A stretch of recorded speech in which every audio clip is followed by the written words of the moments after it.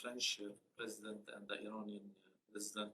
Do you expect any steps regarding the talks between the US and Iran?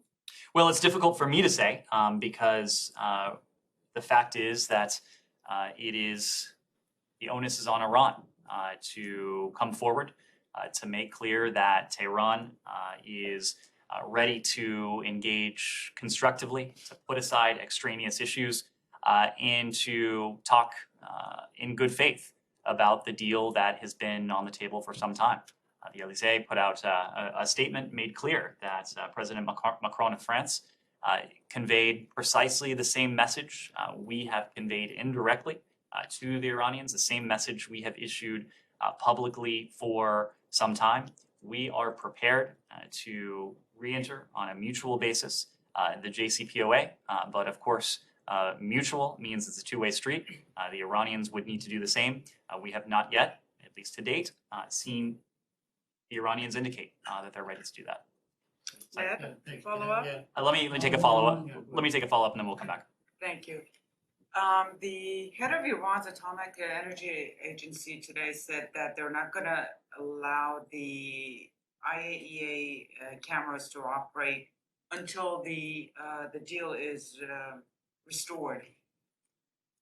Could that have any impact on the negotiations? Well, we talked about this in recent weeks, and we noted last month that Iran's decision to turn off multiple JCPOA-related IAEA cameras, responding to the very clear call that Iran heard from the international community for more transparency by offering only less transparency, was extremely regrettable, to put it mildly. It was the latest in a series of such steps. We know, and the fact is that maintaining reduced JCPOA-related transparency with the IAEA only complicates the challenges associated with a potential mutual return to compliance with the JCPOA. It only deepens the nuclear crisis that Iran itself has created. When it comes to potential implications, as part of any negotiated mutual return to compliance with the JCPOA, Iran will have to provide whatever information and transparency the IAEA deems necessary to allow it to verify Iran's JCPOA declarations.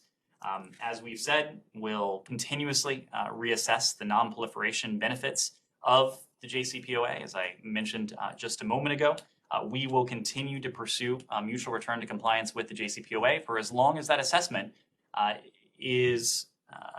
makes clear that a mutual return to compliance would be in our national security interest. That is to say that a mutual return to compliance would put us in a stronger position vis-a-vis Iran's nuclear program than we're in today. You say that you want them to drop their non-JCPOA demands. Iran keeps saying that it's that the U.S. administration has to make a decision, a political decision. What exactly is that decision that they're expecting of you? Because the administration, the negotiators should know what Iran wants from them. They're not saying exactly.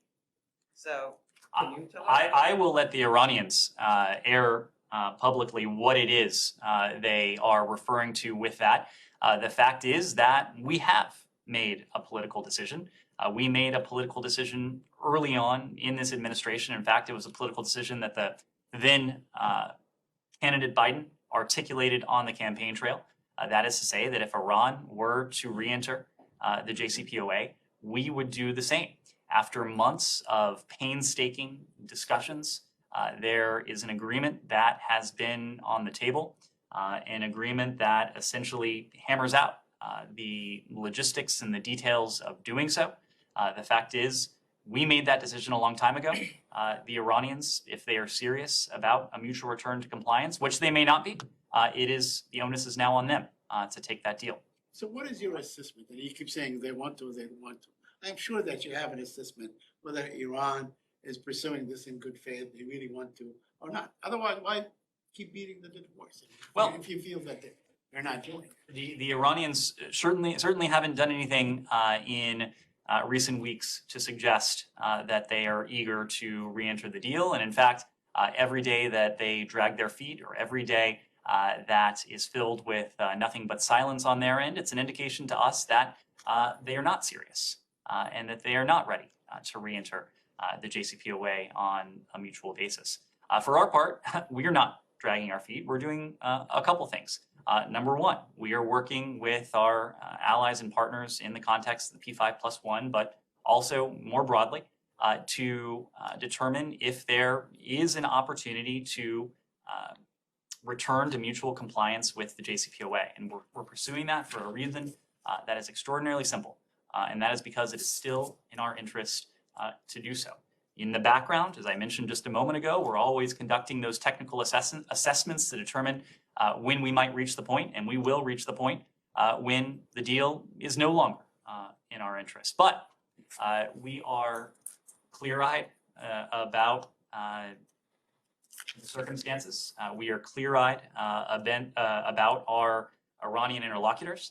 And that's why for some time we have been preparing equally for scenarios in which there is a mutual return to compliance with the JCPOA and a scenario in which there is not a mutual return to compliance with the JCPOA. That was a focus of President Biden's trip to Israel and to Saudi Arabia, where he also had an opportunity to meet with leaders of the GCC+3. But these are discussions that we've been having for some time.